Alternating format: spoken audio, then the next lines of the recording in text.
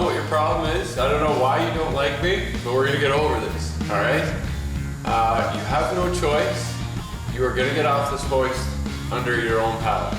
So you can do it the nice way, or you can do it the violent way. We've done the violent way. Doesn't matter, I'm not gonna give up. We're gonna do this the nice, calm, relaxed way. Just you and me, you and me. I lock the doors, no distractions. You're gonna get off this hoist under your own power. You got it? Let's just get on the same page, turn you into something awesome. Let's go.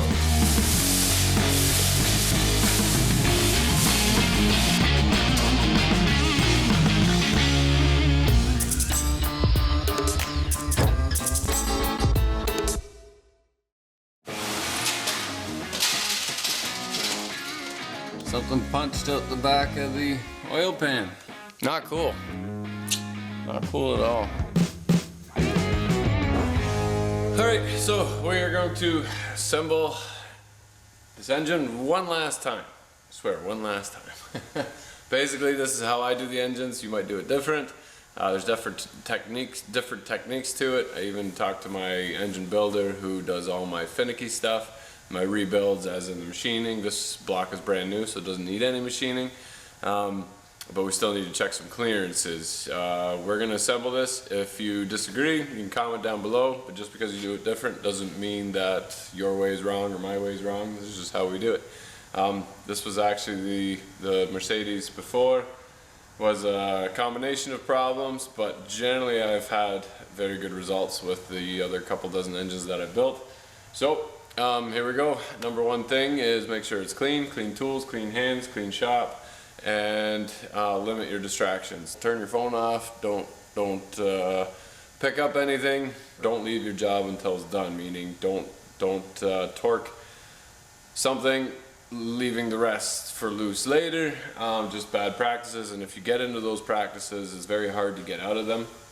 I didn't have the greatest teachers, so it's hard to get yourself out of that mentality. There's no speedy way to do it. Everything takes time. When you have your boss yelling at you fast, that's when mistakes happen. So we cleaned the block, and here we go. So after cleaning the block, keep a note that there's a frost plug here, which is very important. That's your oil pump hole, and there's also a frost plug back here. So they're Loctited in. We like Loctite. Now I usually start with the camshaft bearings and the cam because they don't always fit 100%. So it's important to torque down your main bearing caps to pretend that the crankshaft is in there, and that keeps the distortion out of the block. These blocks come with cam bearings, but I found that this camshaft was a bit tight in there.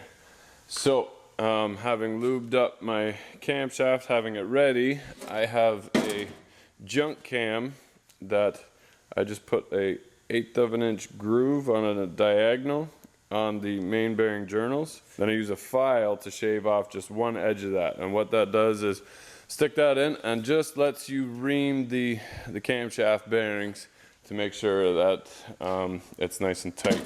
There's reamers for it. Don't use a hone because the shavings get left inside the bearing surfaces, but that is an acceptable way of just taking a tiny bit of material off the inside. And it's very important if you are installing new cam bearings to make sure that your journals are clean between the bearing and the block. If there's any Loctite or dirt in there, it'll actually compress the bearing and make it not so nice. So here we go. The end result is a nicely spinning camshaft with very little resistance in it. All lubed up. Don't jam your finger in between the teeth and the block because that hurts. Camshaft is ready. Retainer bolts for the camshaft are 18 foot-pounds. I generally put a little dab of Loctite on there because that's just what I do. Keep in mind there's a gasket at the back to replace that. If you don't have a new gasket, probably a little bit of silicone works, but the oil goes from one passage to the other.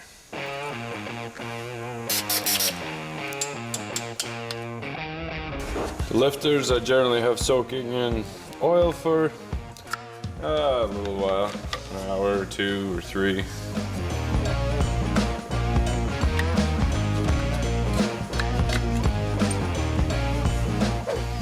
Now these bearings, half of them have a hole and half of them don't. If you put the solid ones in the bottom, you'll starve the crank of oil and your engine won't last very long at all.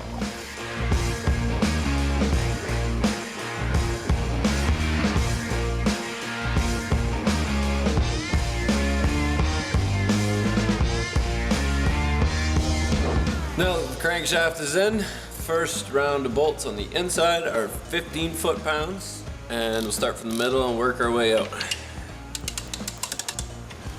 Geez, that's boring. Let's do some interesting shots. The outside caps are also 15 foot-pounds. Now's a good time to do the bearing end caps, and they are 18 foot-pounds. All right, now we're ready to torque the center bolts on our 6-bolt main, and the 13mm sockets get added an extra 80 degrees, and the outside ones get an extra 53 degrees. Now, a nice tool for that is my little torque-o-meter checker thinger. That just pops in like that. You put your breaker bar on it, you set your needle to 0, and you stop when it hits 80 degrees and 53. Now, we started building this project long before we met Matt Happel, but we met up with Matt Happel when we tested our 4 turbos on our Audi build. Matt likes to prove that things work or don't work, and if you tell him this is better, he says prove it. And he's got a great channel. I had one of the comments saying he needs to build a barn so he keep his finished projects in the house garage on his new place. And somebody said he's never finished a project. But he builds something to prove that it either works or it doesn't, and then changes it so that the rest of us don't have to go through that process. One of those tests was on torque to yield bolts. Now, when you see an extra degrees on it, these being a 15 foot-pounds torque and then 80 degrees stretch, that means that you're pulling these threads past the point where they'll come back again. Now when you torque a bolt, the threads all stretch a little bit, and that keeps it from spinning out and keeps everything nice and tight from falling apart. Torque to yield means it's at a point where that steel does not come back. He sent out new torque to yield bolts, used torque to yield bolts and head studs, had them tested to see what the tensile strength was and when they lost their usefulness, and it came back that the used torque to yield bolts came back the strongest, so he uses used bolts. Now, if Aaron can find the link, he'll put the link down below to that test so you can look it out for yourself. As for us, we've got new bolts here. We're going to torque them to the proper spec. And when we're doing the heads, we're more worried about pulling the threads out of the block than we are in wrecking the studs that we bought long before this. So, here we go.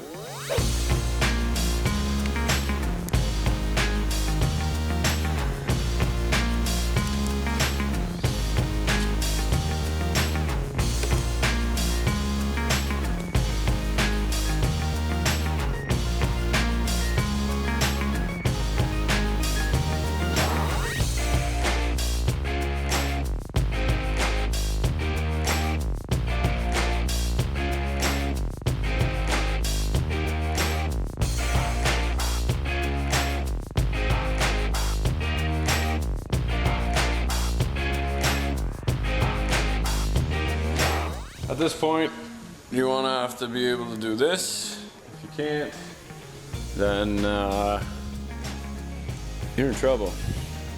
No grinding noises, no screeching noises, no needing a bar to turn it over. I think we're good to go. Here we go.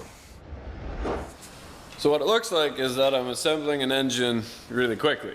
What you don't see is me cleaning parts and doing everything in the background, which takes probably about 10 times longer than the video, easy. Now, went to go check my ring gap. We need to open that up a little bit for the boost. And I thought I'd put my piston in to check that. And she's a bit sloppy.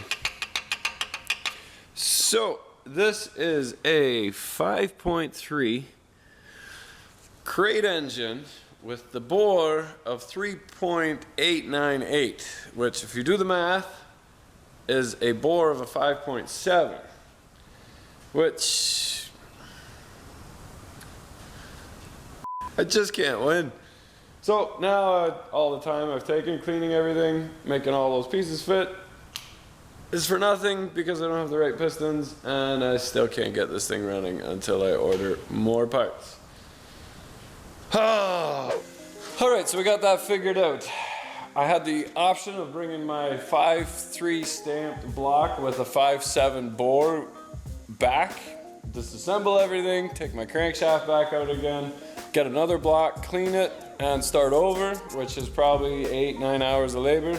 Or he would hook me up with some new-ish connecting rods and pistons. So this is now an official LS1 in a Mercedes. So what that means is this bore is 3.898, whereas a 5.3 bore is 3.76, I believe.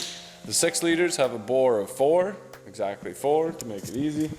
But the crankshafts are all a little different. So the 5.3 and the 5.7 are balanced just slightly different.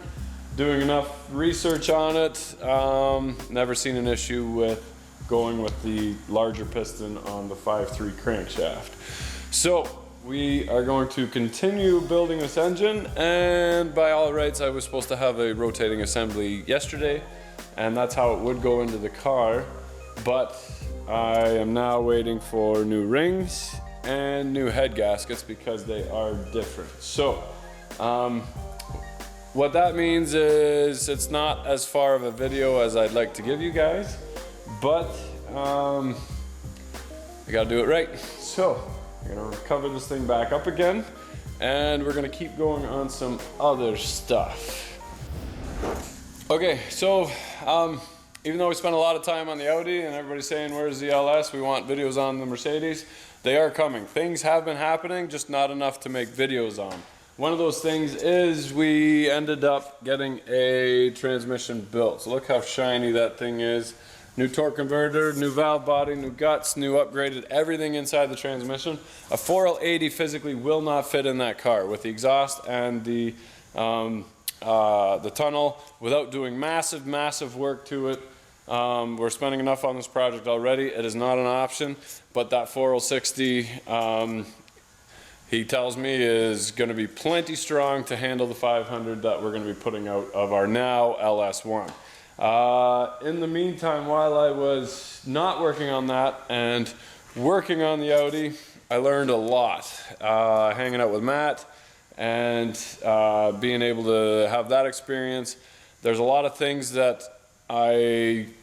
if I finished the car and it left out the driveway, I think I should have changed that. So we're going to change that. We skimped out on a few parts like the AFR gauge, and the injectors were not the highest quality injectors, I'm sure, but they were on the Audi. So now that Holly's giving us a bunch of stuff for the Audi, all the good stuff that we spent money on that will be going into the Mercedes at no cost to the customer, just because a way of saying thank you for being patient and dealing with all of the little things that could go wrong with this build. I've never had a build take this long before and be this frustrating with just whatever happened to it. Doesn't matter, we're moving on. We're getting smarter. I'm locking the doors and turning my phone off while I'm building.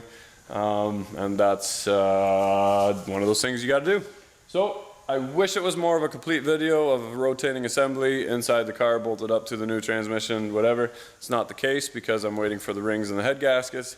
And from here, it hopefully will be running by next Sunday's video, driving off the hoist, because I want it off the hoist. The shop I cleaned up quite a bit, but I want to clear off a couple more benches that are devoted to the Mercedes. I want my hoist back.